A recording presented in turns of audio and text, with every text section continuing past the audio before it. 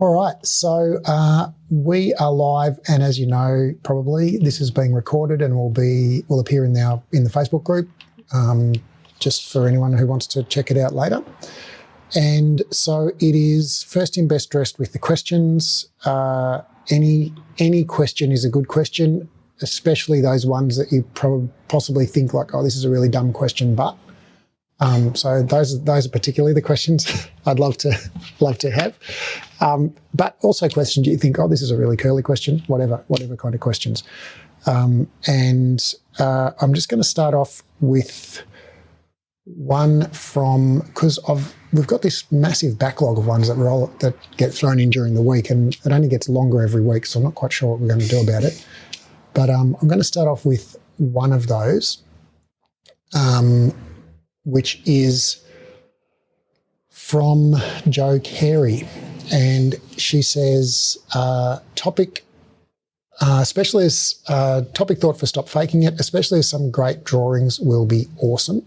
Not a pain question, but what is going on here question. We often learn in courses that for hands in straps, e.g. supine on the reformer, to keep elbows and wrists straight, but aren't usually told why. Can you talk through what the differences will be on muscles or joints in the positions, everything straight, elbows slightly bent, wrists bent? It's usually extended that is freaked out about. Cool question. Is that a thing that you guys have? I mean, you taught Pilates, right? So you must have been exposed to that, keep your wrists long when you're doing the mid-back things and whatever. Have you ever thought about that? Like why we do that? Does anyone have any theories, any ideas? Yeah. Well, wouldn't you want your lever to be straight, meaning the lever being the arm? Mm. And once you break the straightness, then you're weakening that lever. That's my whole idea of it. Okay, great. So the basically in its mid-range, it's going to be strongest.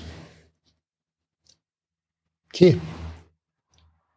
I find it similar to a lot of exercises in that when I'm looking at technique with things, I tend to teach it not as this is the way the exercise should be done, but more like a question. Can you do it this way? Mm-hmm. So you're identifying the weaknesses. And a lot of people have we see a lot of people turn around and say, oh, I've got weak wrists. And it's like something they just have, and so they actually struggle to do that. So that actually is part of the exercise in having that isometric hold, being able to weight bear through there. So when you release, like Penny was saying, that weaker point, you're disengaging the muscles, relying on the joints to weight bear rather than the muscularity to support the joints. So it's more that question rather than it being the right way to do it. Most people are able to hold a dumbbell or take a weight with a bent wrist because it takes them there. So that resistance to then be able to do that. And when you straighten the fingers, you tend to connect further up the wrist where the muscles for the hand come on. So when you release those fingers, you start releasing a lot. So it's more that by engaging, straightening the hands, you connect further up the joint, and people are then able to becomes not just the movement of the arm, but also the stability through hand and wrist. That's what I tend to find. And when people ask me, why can I do that? It's like, well, why can't you do that? Is often more the question. Patricia, what did you want to add? Oh, no, I was just playing in, sorry. I totally agree. Just drying your fingernail polish? No, I've just literally walked in the door from teaching a class, sorry. Oh, nice. Welcome. Hey, Vicky, great to have you with us. And great to have you with us as well, Patricia. So, yeah, I think that both of those are really great answers. And so that I tend to really agree with what you said there, Keir, around, well, the muscles that flex your wrist are located in your forearm. And they also are the same muscles that flex your fingers. So it's one set of muscles. You've got 5 muscles in here, 1 or 4 main ones, one for each of your fingers. And so that those muscles flex the fingers and the wrist at the same time. And so if you want to, you can flex your fingers but not your wrist by co-contracting the muscles on the back here to prevent the wrist being flexed. So, and that's why you can't fully flex your fingers. Like if you make a fist, right? So that's fully flexing your fingers, and now fully flex your wrist. What you'll find is your fingers want to uncurl, right? And that's because you're shortening those muscles over 2 sets of joints, and they're just not short enough. And the same, you can straighten your fingers, right? And you then extend your wrist, but you actually, if you flex your fingers, you can extend your wrist a bit more because those muscles have to stretch over 2 joints. So it's kind of like the hamstrings at the hip and the knee, that they cross 2 joints, and it's really easy to straighten your knee and it's really easy to flex your hip, but it's really hard to do both of those things at the same time. You know, so that's so when you're doing hands in straps, say something like this, we are not actually working on your grip at all, right? There's no real grip strength involved in that. And if you let the wrists just kind of go backwards, like so, well, you're not actually really even using the muscles in here to hold the wrists still. So you're really just kind of, and it's not in any way dangerous or damaging, you're just missing out on an opportunity to work those muscles, right? So if you hold those wrists relatively straight, or if you held them flexed, right, it would be the same, okay, that you're actually resisting against the pull of the springs with those forearm flexor muscles, which are also your grip strength muscles. So, yeah, I think to me, that's a pretty good argument for being at least active in the wrist. Like whether they're perfectly straight or not, it really, you know, from that point of view, doesn't really matter. But rather than letting the strap just kind of pull them back passively, which, yeah, like I said, is not dangerous, but it's like, well, you're here working your abs, why not work your forearms at the same time? Right? You find that in sidearm work as well. People can pull across there, and then the moment it starts to weightlift, it bears their wrist in like that as they're pulling out. You know, draw a sword becomes suddenly, you know, dinosaur chicken arms. Being able to then Tyrannosaurus Rex. Yeah. Did you see that on Facebook? Someone had put a little set of plastic arms on a chicken. Crazy. People have so much time on their hands. So I think in terms, and I think also what you touched on there, Keir, as well, in terms of, well, if people have weak wrists, like it's interesting to me that it seems like in some areas of the body, we view that as like if someone comes to you and says, I've got a weak core, right, or I've got weak abs, the implication is, well, help me strengthen it. You know, well, that's what I'm here for, right? Whereas if they come to you and they say, I've got weak wrists, my perception is the implication is like, oh, well, let's not do anything with my wrists because they're weak, you know, which is kind of like paradoxical, really. So I think that's an interesting kind of, I guess we just have these paradoxical views around different parts of the body. You know, people, I think maybe the neck is another one where people often feel like it's not for strengthening, you know. Yeah, all right. So I think, and maybe, you know, just to add in my sort of 10 cents worth to that, why the sort of idea of keeping them straight, well, I think probably it comes from ballet, you know, originally when we're thinking about where Pilates came from. You know, when you're doing your ballet arms, you don't do that, you know, it's all kind of straight. And also possibly it has come from a little bit of physio where we think about carpal tunnel syndrome, which the two bones in your forearm, the ulnar and radius, form a joint at the wrist with these little kind of square bones that are in the top of your hand called the carpal bones.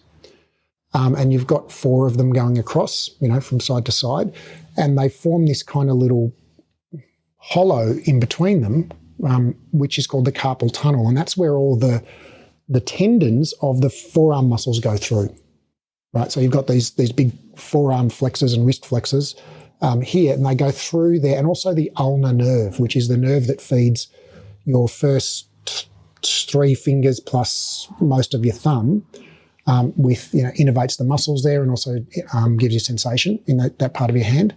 And they all go through that carpal tunnel, which is a little kind of hollow in between the carpal bones of the wrist.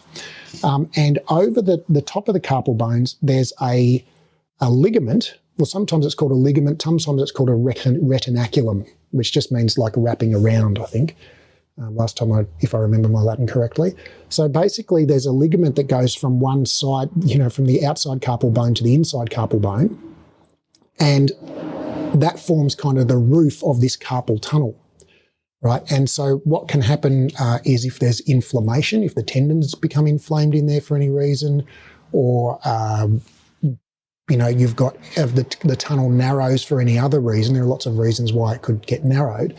When you extend, and particularly when you flex the wrist, well, there's less space in that carpal tunnel, and so the ulnar nerve can get a bit irritated by those tendons pressing on it, and people can get pain or tingling or numbness or loss of sensation, etc., in their, the first couple of fingers and their thumb. And typically the treatment for carpal tunnel syndrome is to keep the wrist as straight as possible, to maintain as much space as possible within the carpal tunnel, right? But if you don't have carpal tunnel syndrome, there's no particular reason to keep your wrist straight at all times. And keeping your wrist straight is not a way of preventing carpal tunnel syndrome. It's an alleviating position, for symptoms of carpal tunnel syndrome. Just like when you've got a sore back, sometimes lying on your back on the floor with your feet on the sofa can alleviate the symptoms, right? But lying on your back on the floor all day with your feet on the sofa is not going to prevent you ever getting back pain. It's just like taking a Panadol, essentially. All right, so Joe, I'm sorry I didn't draw any pictures for that one, but hopefully that'll make sense to you. All right, so we're sans questions in the chat right now. So I'm just going to provide an opportunity for a little awkward silence and see if that prompts you to come up with anything that you want to chat about. Feel free to whistle Girl from Ipanema inside your head.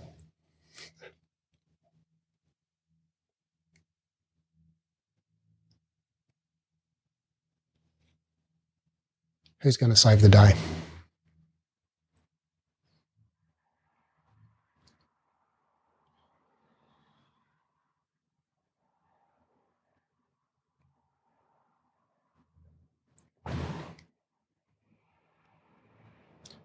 And if you're there typing away with one finger or whatever, feel free to just unmute and verbalise your question.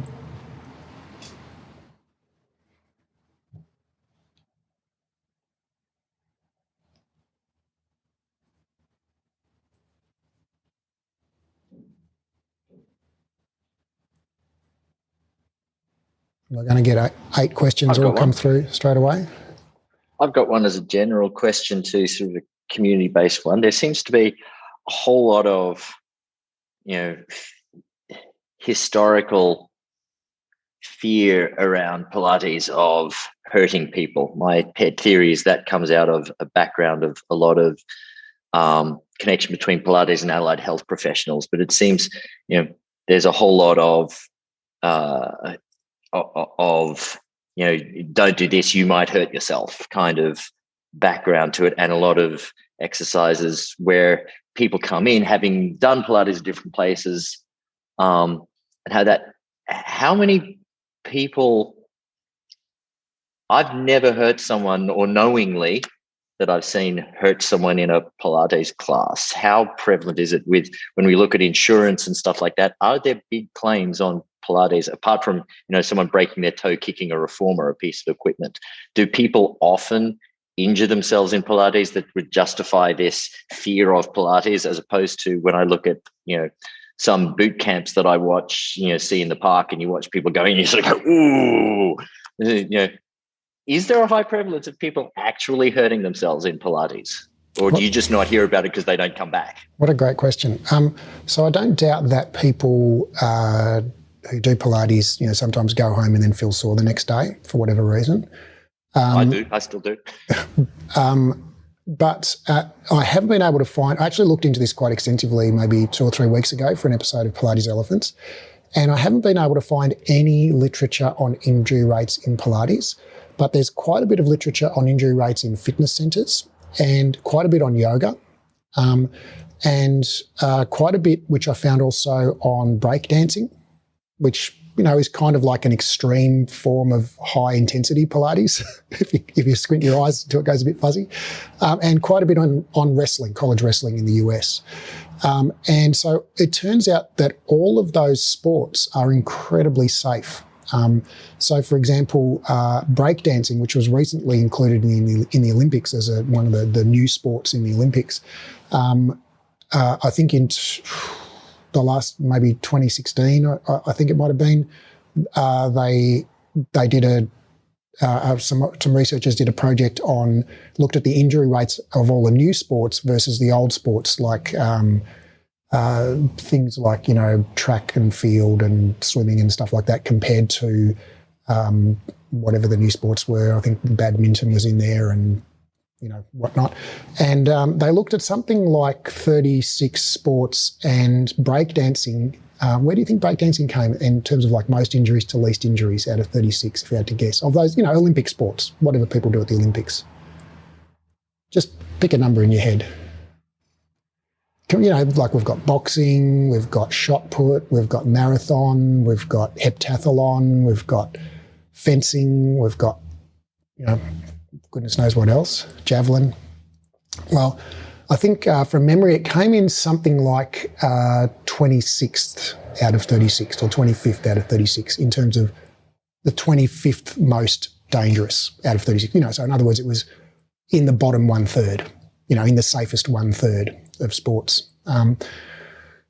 And that's breakdancing, which is, you think about breakdancing, it's pretty extreme, like, the head spins and weird contortions that they get up to, and the, incredible back bends and knee rotations and things that they do. And it was concluded, and then I looked at the injuries that happen in breakdancing and where those injuries are, and most of them are in the wrist. People get hurt their wrists. You can think about they're doing like hand spins on one hand and with their wrist fully extended and stuff like that. And then I think they do knees and things after that from memory. And then looking at yoga's incredibly safe, that they have virtually no injuries, per 1,000 hours of, practicing yoga. And it's this study I looked at was on Ashtanga yoga, and they studied several thousand hours of practice, or even tens of thousands perhaps. And basically it came to the conclusion that yoga is one of the safest things you can do on the planet. That, people do occasionally get sore hips and sore backs and sore knees and whatever, but it's basically, marginally above the level of people just sitting on the couch at home, watching Netflix. And then looking at the gym and fitness centre literature, that's also an incredibly safe pastime.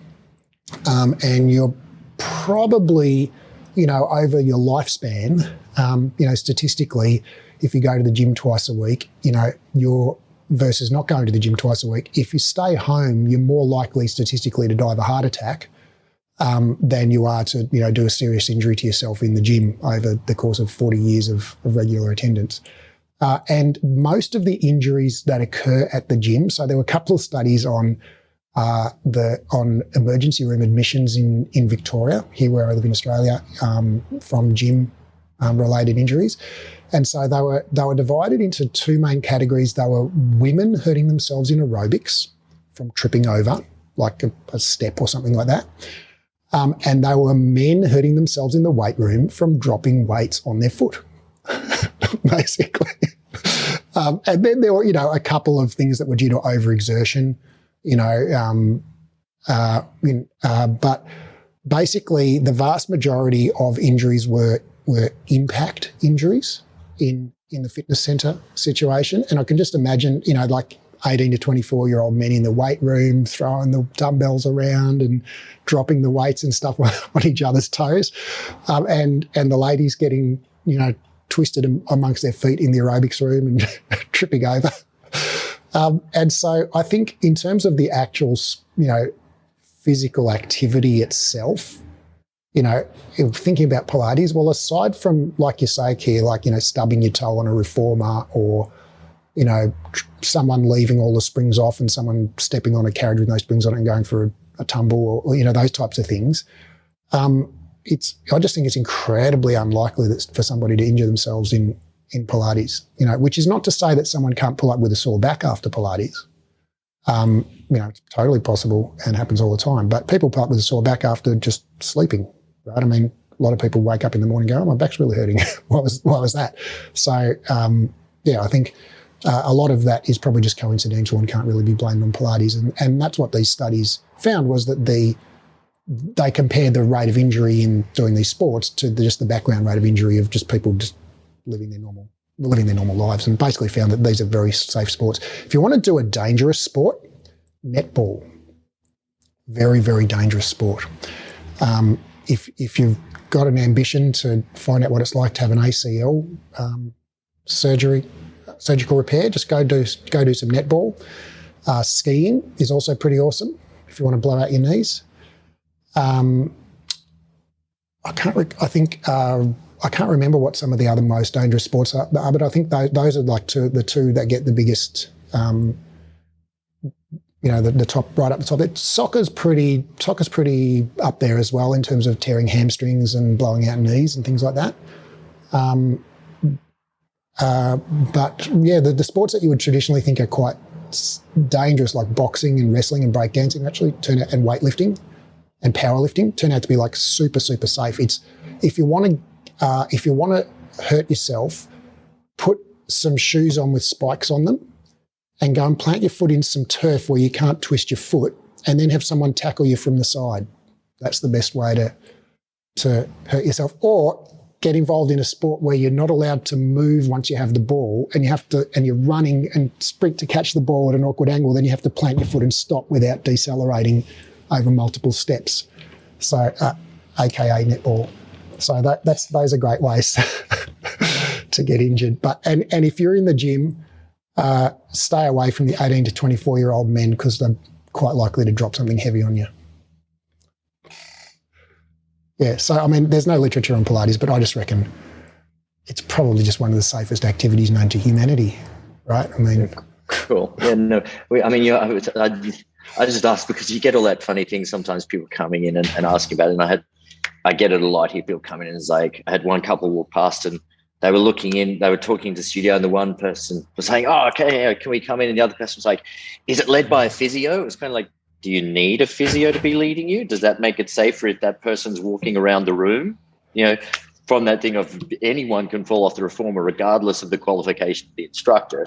But that idea that people seem to have this idea that there's this almost people will happily go kill themselves in a boot camp, but walk into a Pilates studio and there's something like, oh, this can be dangerous. I've just never figured out where, apart from, trip hazards, fall hazards, balance things, that justifies this, whether it comes from my pet theory was that it almost came from the allied health aspect with that, medical idea of do no harm. And when you're working with someone in a remedial, then they're already injured. So you're not trying to exacerbate the injury while strengthening. Whereas generally, we're dealing with generally well, healthy people with the niggles that everyone has. So it's kind of like, is it dangerous? Where does this come from? And so the $20 million that we need to have in insurance is probably overkill. Yeah, well, that's not necessarily. I mean, I'm aware in the 15 years I've been teaching, I'm aware of one instructor who's been litigated, and that was about inappropriate use of touch, not about an injury per se. And I'm not sure of what the outcome of that litigation was. It was many years ago. Even though in relation to kind of boot camps and things, I think that's possibly erroneous, the assumption that they're more dangerous. Like, I looked at there was a study on the incidence of injuries in CrossFit, because I always used to think like, oh, well, CrossFit, that like, I love Olympic lifting and that high intensity exercise is fantastic, but like the culture of just pushing really hard and not worrying about technique and just going more, I thought was really problematic for a while, until I read this study that's looked at the rate of injuries amongst CrossFitters versus other exercise disciplines and found no difference. Right. So, we can all possibly recall a story of somebody who got injured doing CrossFit, but that's not, you can probably recall a story of someone who got bitten by a shark, but it's incredibly unlikely to happen. So just the fact that you can recall it doesn't mean that it's it's actually likely to happen. So I think, boot camps are super safe. I think CrossFit's super safe based on the literature. I think that there are dangers in the Pilates studio, and that's around leaving glass on the floor and having your reformers without springs on them and leaving foam rollers and BOSUs lying around and things like that. Those are genuine dangers, because if somebody didn't have great vision or great balance, they could easily trip over a reformer and, land with their eyeball on a corner of a foot bar or something like that. That wouldn't be pretty. But in terms of the forces on your body doing the 100 or doing the rollover or whatever, it's people do gardening and pick their kids up out of the bath every day, right? And there's similar levels of force on the body during those activities. So, but we don't seem to worry about those. Yeah, great question. Anyone else got anything you want to add to that? Because I know we've got heaps of experienced instructors in the room. You guys must have had somebody who tripped over a reformer and gashed themselves open, or... Vicky, do you still kite surf? My guess is kite surfing's pretty safe. Do you know anything about the injury rates in that? Oh, very high. Up there with horse riding. Huh. All right. Yeah. Mainly airborne, crashing to the ground injuries. All right. I'll put that on my not to-do list then. Oh, add it to your to-do list. I was going to say horse riding. I just recently got bucked off a horse and spent 3 days in hospital. So definitely dangerous. Okay, duly noted. So don't put a horse in a reformer studio. No. Got it. And if your instructor's a horse, run a mile.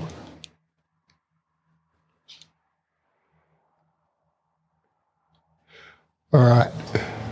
Any other questions? Or shall we revert to some of the online ones? Patricia has one. Hey, Patricia. You're on mute. You said just, in that conversation about touching. So just for everybody, do you ask permission before you touch a client?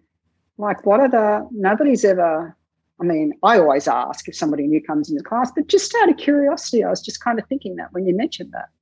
Because at some stage we have to get down and put our hands on their bodies if it's needed. Great question. And one I don't think about much these days, because I teach 100% online. So I never touch my clients. Lucky you.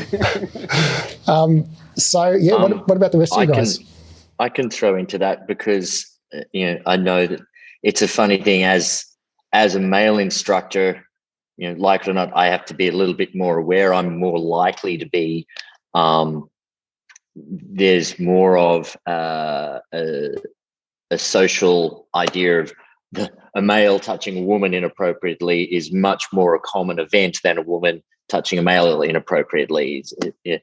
And so I find that throughout my teaching, I've had to be often very aware. You get, if someone's new to the studio before the first time, you go to lay hands on them and I sort of stop and I'm like, hang on, do you mind if I assist you? And I show them my hands. It becomes this big thing, may I assist you? Can I touch your body? And often it'll start, if you've just got someone standing there, it can be like, you're showing them the shape of their spine in a mirror, their side on, and even just to move their hair so they can see their neck. It's like, do you mind? And often, there's a surprise, but, and I'll say to people, look, at any time, if you feel that, you want your personal space, and that can change on a given day, let me know. I'm thick-skinned. I'm not going to take it. Make it a conversation with people. But I certainly try when someone's new to the studio the first time to ask them. And then if they seem responsive to tactile cueing, then, rather than ask them every time I go to touch them, which, would be ideal, but becomes largely impractical when you're running around a studio. Otherwise, you spend your entire time just saying again and again, do you mind if I touch you? Do you mind if I touch you? You tend to then build a relationship with people. There's very much a clear thing about, making things obvious. As a guy, when I go to touch if I'm trying to push someone's hip, their side lying, I'm trying to get them to roll over, and I've basically got to touch their butt, I'll use my fist to push people over rather than a hand. Different things like that, where you start to go, you learn different ways to interact with someone. So very clear, almost forceful, and I had to learn to minimize my touch in a way, try other ways first. And then sometimes it's like, okay, it's like this. And then people seem okay because it's kind of like you're being pushed. I tend to get around to most people once in a class. When I was training, I was always told, try to make contact with each person in that way. I was like, you can kind of tell. Some people, you sit there and they'll see you do it to someone else and you can just give them a visual cue. But I find touch a really interesting one that I've had to work on. And with our instructors, male and female, I make them very aware of it. It's like, you've got to work this properly and put conscious thought into it every time. Is it necessary? Is that tactile cue necessary? And when it is, people are generally responsive to it. But it's very clear, and, fingertips. I use pincer fingers rather than hands. It's something I'm constantly aware of in my instruction of how I'm interacting with people's physicality. And often, if I'm getting into their personal space, I'll then finish and I'll step back, obviously, I'll give them 1.5 meters distance and stand and watch what they do, so that they can see that I've entered your space, I've done something, and now I'm out of it again. Making it dramatic is kind of gives people reassurance that you're not just hanging out in their space. And it's the same with when I'm walking around a studio, how I look. I use the mirrors. We've got a wall of mirrors, and I'll often use that because then I can look at people without looking directly at them. When you've got a room of people feet in straps and legs are akimbo and you're standing at one end, you're looking down a room of people with their legs like this, looking diagonally, people don't get that idea that you're looking at them. So all these ways of interacting with people's personal space, whether it be touch or sight, becomes something you've got to put conscious thought into. And I think male or female, and that can change. Sometimes people wearing just clothing that you sit there and go, okay, I'm just not going to approach you from that angle because it makes me uncomfortable, and if I'm feeling uncomfortable, it might make you uncomfortable. But I've never had anyone complain to me about it. I tend to be very sensitive to it, but there's always accidents. You go to cue someone and you jump in, hey, no, like this, and suddenly your hand's on a breast, and you're just like, I make light of it. I'm like, I'm so sorry. It's like, that was totally unintentional. And everyone else looks around, but that person knows that you make a joke. It's like, I am so sorry. And people seem fine with that. They're putting a certain amount of trust in with you anyway. And I certainly tell people, if I think there's anyone in a room who might be sensitive, I'll say it in front of the whole room. As part of my pre-class preambles, like, tell me if I'm going to, if I'm doing tactile cues and you don't feel like it today, just tell me. And people seem responsive. And once you do that, it's funny how it sort of calms down. But I had been in class where I've seen stuff where I've gone, wow, that's interesting. I wouldn't get away with that. But it depends on the relationship between the client and the instructor. Often that can be a longer term thing where they've developed a trust. But it's a difficult question. It's something that I especially as a male have to be constantly aware of. And I don't mind that. It just means that you ask. Whenever in doubt, ask, verbalize it. Makes it so much easier rather than second guessing. What about the rest of you guys? Like, as women, as participants, I imagine, for most of you being experienced in Pilates, you're kind of down with the whole hands-on cueing thing. But what's your experience as participants, and what are your strategies as instructors around this? I've found since COVID, I'm much more aware of it. So with the social distancing, so now with my clients, I'm kind of used to not, like, I used to be quite hands-on, but now I'm used to not being quite so hands-on. So I'm learning to fine-tune my cues more. And I'm rarely touching clients these days, rarely. So you just fine-tune my cues. And when you're asking it as a participant, I was actually in a class the other day and it was a male instructor, and that doesn't matter. But he put his hands on my back, and I had kind of a backless thing on. It just felt quite uncomfortable for me, and I'm not a prude. That doesn't sort of worry me, but I think it's just part of all the COVID and social distancing. You become more aware of people touching and, being close to people, and yeah. Andrea, did you say anything to him when he did that? No, I didn't. No, because I didn't want him to feel embarrassed, because he was just, he didn't do anything wrong at all. He's just giving me a cue, wanting my back to be in a different position. So, yeah, it was just me being silly within myself. I don't think it's silly, but it is funny how we often, and I think that's quite common. People don't always tell you if they're feeling uncomfortable, and that's part of that thing. So, that's why sort of saying it and asking and making it. Some people might think no, but still say yes because they expect. Oh, you're in that moment. We've all. Oh, yeah, okay. Yeah, So it's only a quick, sort of tactile cue. So it wasn't enough to make me feel, I need to say something. But I just thought about it. Thought, oh, that actually felt a bit odd. Yeah. Interesting. In this world of social distancing and skin on skin is a weird one with different clothing. You sort of sit there. Yeah, that's right. Anyone else? Classroom, though, to me, I would not feel comfortable telling my instructor not to touch me, even if I was uncomfortable, if I was in a group class. It's just, I guess, me personally, how you were saying that you tell your clients to tell you if they're not comfortable in that. I still wouldn't be comfortable telling you that I'm not comfortable with you touching me in a group class. A private, yes, I would. But a group class, I'd probably just kind of zip my mouth up and I would just deal with it. Myself as an instructor, I've gone from being a very touchy-feely, personal, in-your-face instructor pre-COVID to COVID, being able to teach. I've always asked for permission, but people who come to my class know that I'll touch them. If they don't want to be touched, I'm sure they'll find another instructor that wouldn't touch them. At least that's they know, Penny? How do they know you'll touch them?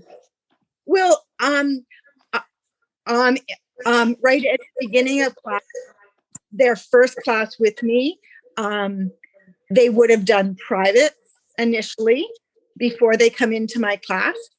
So I would be talking with them. I would ask them first if they would let me touch them. And then that's a private situation. I've never had anybody say to me, don't touch me for a private. And then when I do my classes, I touch if I have to touch. I don't touch if I don't need to, though, right? Like there's a time and a place when you, like what you're saying, when you want to touch somebody's back to guide them into a position. And you're right about bare skin. Touching somebody's bare flesh is different than touching a t-shirt or a legging. There's that barrier there. Touching bare skin is it's more of a sensual thing. So it's kind of like, probably not, right? You try to find a place that does have a clothing on it, whether it's male, female, female, female, male, male. I think no matter what, it is a little bit touching, not crossing a line, but it's a different feeling. It's just a totally different feeling. Now with COVID, I went back to a studio for a short time before we moved. Now I'm strictly online. I haven't touched a person in 8 months, which is weird. I'm online. I have 2 cameras when I teach a person. I want to go into the screen, into the computer and touch them and pull them and drag them into where they need to go. It is so hard to teach with the words. My vocabulary my descriptive words have changed. I've grown that way 100-fold, but the tactile is so hard because I really think most people need that to guide them into where we see or we think they'll feel and get more out of it. I don't know. Those are my thoughts. During COVID, though, just after COVID, when we did go back to the studio, we had to keep our 6 feet apart. We all had masks on. My clients all had masks on as well when we'd be doing group classes. I would, as they were coming into class, I would say to each person, if there's anything that I feel that I can get more out of you, and could I touch you? And they would say yes or no. And I would touch them if they allowed me to. And then right after that touch, I would go to my little station and clean up and wipe down and keep my hands together until I had to touch the next person. But it was so hard. Like, my hands are like this when I was teaching, because I didn't want to touch until I had to touch.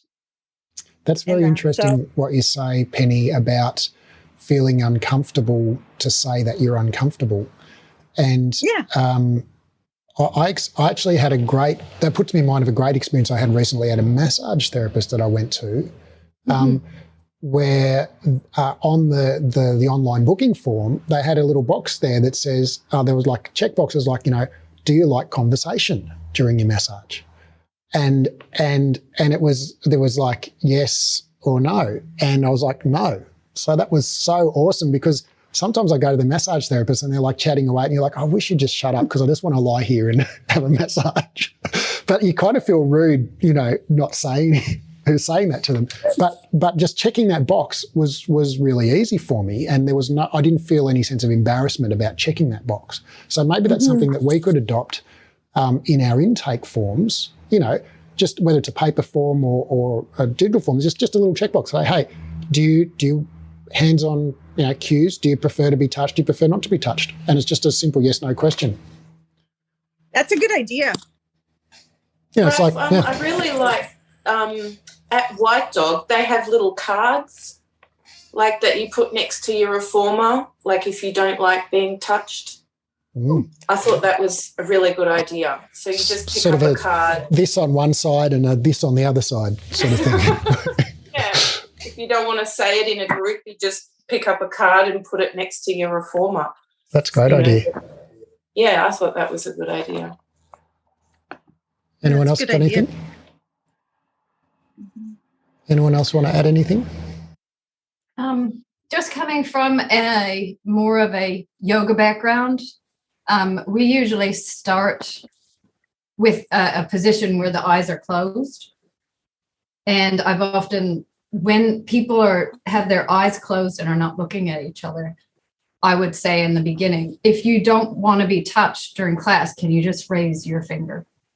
Something like that. So that's a suggestion, because lots of Pilates mat classes start with the breathing and close your eyes. So just to have, then no one's looking and nobody knows who did what.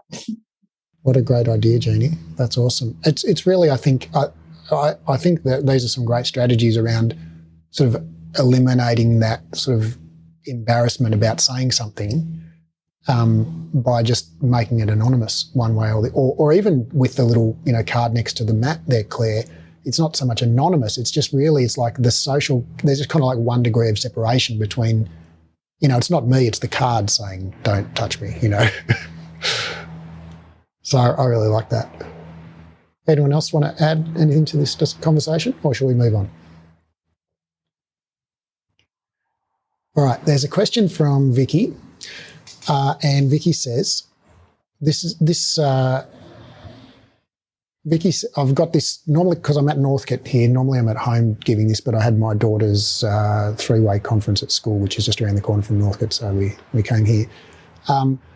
And there is just this ginormous screen, like you guys are as big as a drive-in movie theatre screen up on the wall here. So like Penny's over here, Andrea's over here. So that's why I'm looking around all over the place. So Vicky's question is, if someone has fear around their back pain and then experiences increased pain after a class, what language do you use to reassure them? You've only met them once or twice and haven't really built a therapeutic alliance. So they're just kind of like a newish person in class. You've seen their face a couple of times, and then you get a phone call or an email, or they show up next time. And how do they convey the information, Vicky? Give us a little bit more context. Is this a real situation or a hypothetical? Oh, real situation. And verbal. So they sort of have seen you face to face after the class and let you know. Okay, so this was like immediately after the class they had some increased discomfort in their back. No, they've actually come to another class, like come back to class and telling you they had pain after the last class. Oh, okay, great. All right, well, that's a really good sign. They came back again, so there's some level of trust there. Sorry, I missed that last. You're on mute. And also, I think your internet's a bit funny. Oh, sorry, nothing further. Okay. So I guess, this is super common, right? People come to Pilates a lot of time because of their back pain. So we just get a very large number of people in Pilates who've got a history of back pain. And then we know that do you know what the number one risk for back pain is? Of all the risks in the whole wide world, do you know what the biggest risk for having back pain is? Fear of back pain? Anything? Previous history of back pain is the number one risk factor.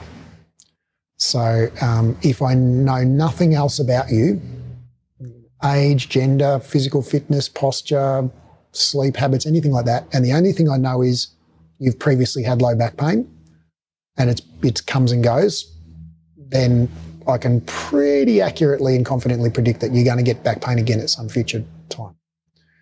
So that's the number one predictor of low back pain. So we're going to get people who have low back, and when you have back pain that comes and goes, right? Well, at some point it's going to come after a class. Sometimes it's going to come before the class and sometimes it's going to come after the class, right? And because if you're going to class a couple of times a week and you get back pain every so often, it's like just the law of chance dictates that at some point those two things are going to kind of, happen around the same time. And so it is very likely, knowing what I know about you as an instructor, Vicky, like you're extremely competent and, I would feel beyond safe in your class. It seems to me extremely, if they have fear around back pain, chances are they've had a history of back pain. That seems to suggest they've had a history of back pain, which just means that they're likely to continue having back pain periodically. And so, I would be very, I guess I'd be extremely confident it was probably coincidence, or if not coincidence, it was not anything physical that you did in the class. It might have been the fact that they were kind of freaked out about something.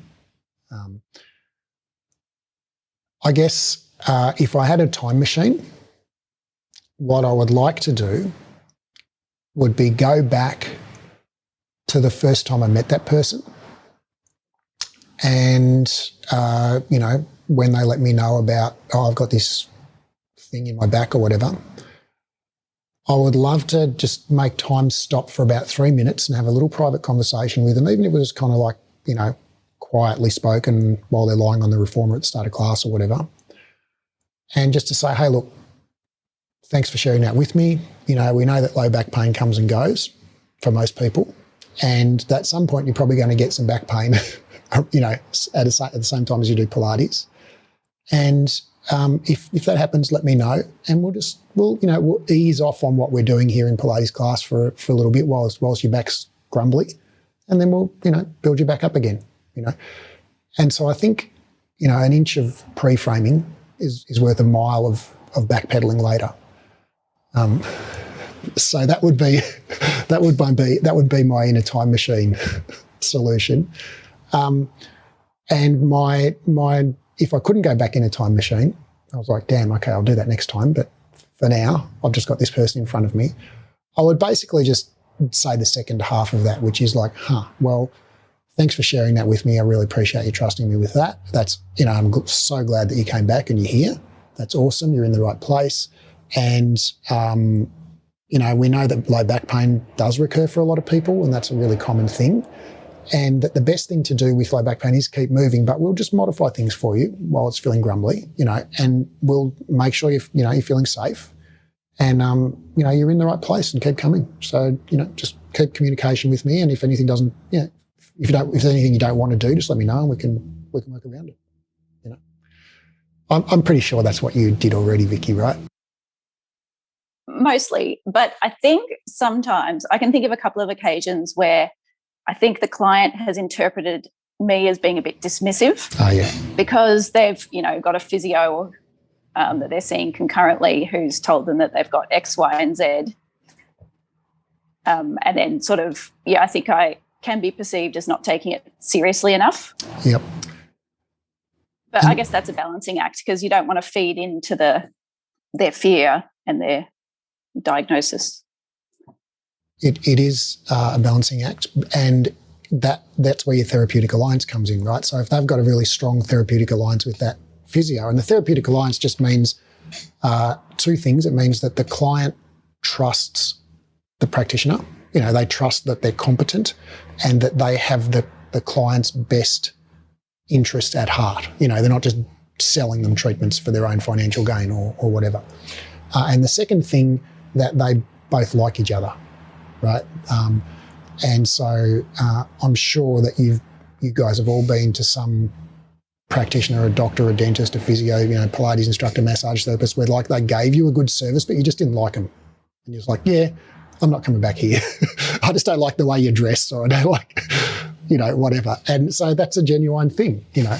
And so if this person has a strong therapeutic alliance with that physio, and they're at like a 1 or 2 time group class participant with you, you know, maybe they've done 10 or 20 sessions with that physio one-on-one, you know, it's like there's no way you're going to, you know, be higher on their mental totem pole than that physio. So you can either agree with the physio and be correct, or you can be wrong, you know. So those are your options in that situation. Yeah, so it's a tough one. Anyone else have anything you'd like to add to that? Because it's not really an open and shut situation. It's really more of a nuanced one. So, yeah, I guess you just chip away at it as you build more therapeutic alliance. As they come to more and more classes, you can drop in more of your thoughts. Well, I think this comes down to, it's like any aspect of behaviour change, right? So, I mean, we all know the things we need to do to be healthy, right? But for some reason, a lot of people don't do those things. We all know the things we need to do to save money and eat better and be kind to our kids more and keep the backyard grass mowed. Or, you know, like we know all of these things, but, you know, for some reason, we don't do these things in certain realms of our life. And that's, you know, when someone cracks the secret of how to solve that, you know, they'll be the richest person in the history of the world. So, you know, behaviour change is a real tough one. And I think of all of the psychology literature, you know, there are some promising techniques around motivational interviewing, acceptance and commitment therapy has also got good efficacy, cognitive behavioural therapy's got good efficacy, but all of these things still are nowhere near perfect. You know, they're very, very, very far from guaranteeing someone's going to change their behaviour. Even if the person comes in saying, I really want to change my behaviour, can you help me change my behaviour? Like we can't guarantee that in any situation. So, you know, let alone when the person's actually not asking for help to change their behaviour, they don't believe they need to change their behaviour, as in the situation that you're describing. So I think that, you know, that it really does come back to, in my mind, how many psychologists does it take to change a light globe? You know, well, just one, but the light globe's got to want to change. You know, and I think, you know, with that mentality, you can offer, you can suggest, you know, you can invite, but that's all you can do. You know, and you've got to meet the person where they're at. And if they're at, I can't bend forward or exert myself because of my back, it's like, well, yeah, that's where they're at. So that you can choose to either work with them at that level or not work with them, you know. And then, like you say, over time you can offer and suggest and give tidbits of information, and but that's got to be probably drip fed to them over a period of time. Yeah, great question. Well, we are almost at an end, and this has been a great conversation. I thank everybody who's contributed. I've actually, in the course of this conversation, rethought my position on tactile cueing, because I used to be a huge advocate of tactile cueing, and I was extremely hands-on. And in fact, I used to inform clients that I was going to touch them, but not ask permission that I was going to touch them. And I think, with COVID now and hearing what you guys have all said, I've kind of changed my view on that. And I'm sort of like, well, number one, I'm glad I just don't get to touch people professionally anymore, so it's not even an issue for me. But I think, I kind of do feel awkward about touching people now as an instructor. And if I were to teach in a group reformer situation, I'm not sure I would want to do that.